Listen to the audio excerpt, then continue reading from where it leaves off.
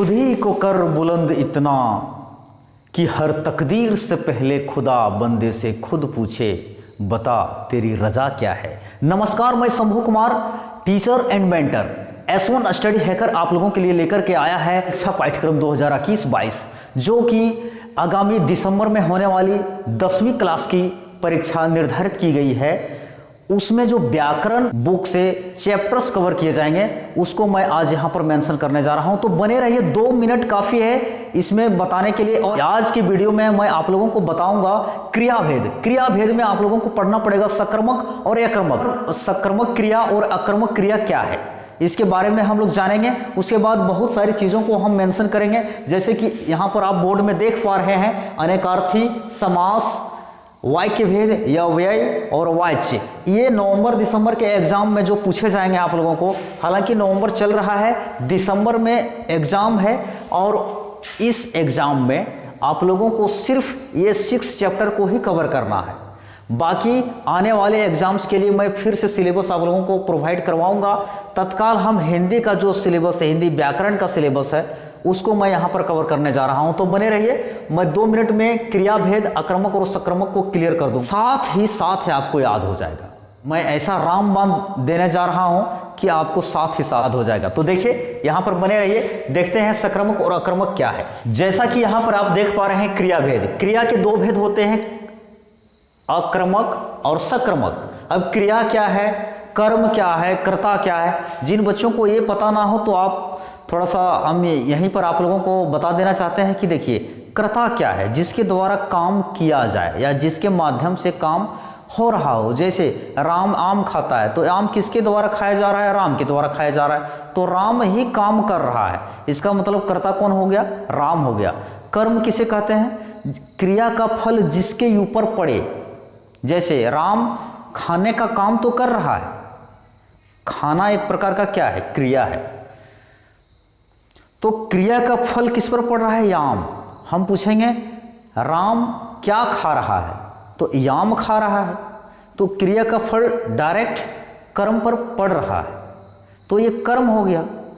उसके बाद खाना, खाना क्या है, क्रिया है। क्रिया किसे कहते हैं, जिससे किसी काम के होने का बोध हो, जिस शब्द से किसी काम के होने का बोध हो उसे हम क्रिया कहते हैं। जिसके अंत में ना हो, जिसके अंत में ना हो, इसका मतलब कोई नाम में वैसा नहीं है।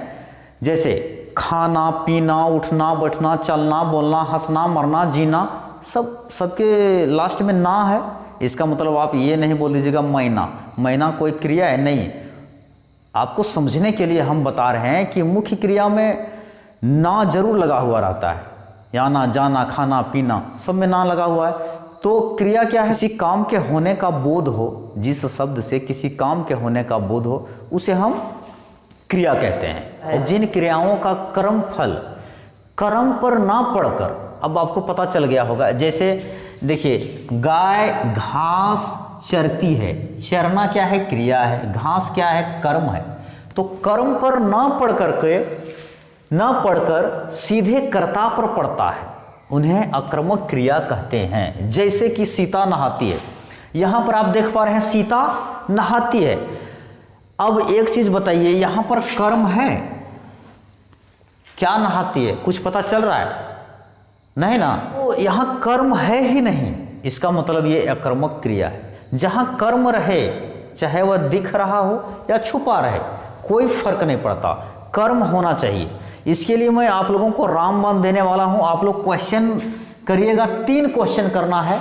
आक्रामक क्रिया और सकर्मक क्रिया कहीं से भी पूछेगा, किसी भी लेवल का एग्जाम हो, आप उसे सॉल्व कर देंगे आसानी से, बिल्कुल। तो देखिए आपको सवाल सिर्फ 3 करना है, क्या, किसे और किसको।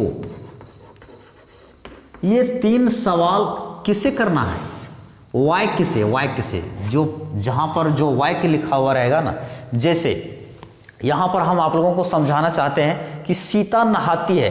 अब हम क्वेश्चन करेंगे क्या, सीता क्या नहाती है, तो है ना उठपटांग सा सवाल, क्या नहाती है, मतलब कुछ नहीं निकल रहा है ना, बिल्कुल।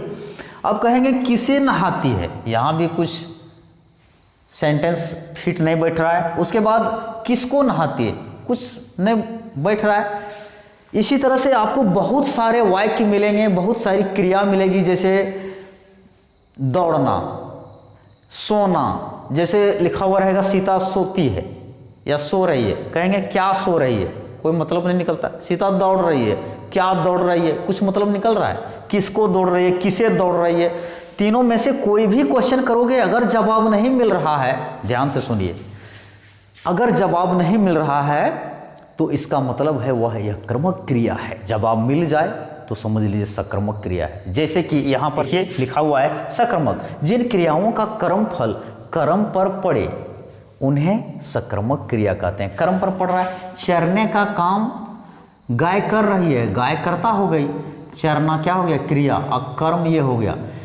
गाय किसको चर रही है, घास को चर रही है।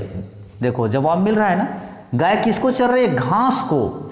गाय किसे चर रही है, घास को। गाय क्या चर रही है, घास को। जवाब मिल रहा है ना।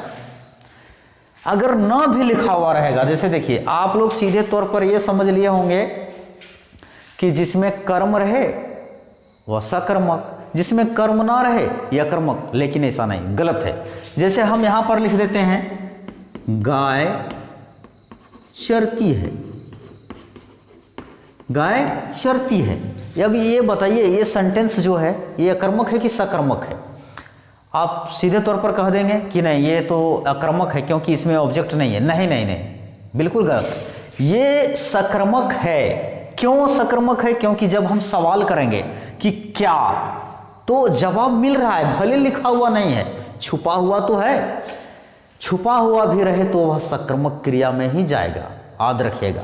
गाय चरती है, सवाल यहां पर छुपा हुआ है कि गाय क्या चरती है, जवाब हमको मिल रहा है, भले नहीं लिखा हुआ है लेकिन जवाब हमको मिल रहा है। लेकिन इसमें जवाब ढूंढ करके आप हमको दिखाइए, सीता नहाती है, आपसे हम पूछ रहे हैं सीता क्या नहाती है, तो जवाब मिलेगा नहीं ना। क्या कह दोगे, सीता माथा नहा रही है, सीता देह नहा रही, मतलब कुछ निकल रहा है अर्थ, उटपटांग सा सवाल है। इसीलिए जब जवाब न मिले तो अकर्मक, जवाब मिले तो सकर्मक। आज के लिए बस इतना ही। मैं आशा करता हूं कि आप लोग भली भांति समझे होंगे। जिन बच्चों को समझ में नहीं आया कमेंट के माध्यम से आप हमें सूचित करें। लाइक कमेंट सब्सक्राइब करके मेरा उत्साह बढ़ाने के लिए प्रेम पूर्वक बहुत बहुत धन्यवाद। जय हिंद।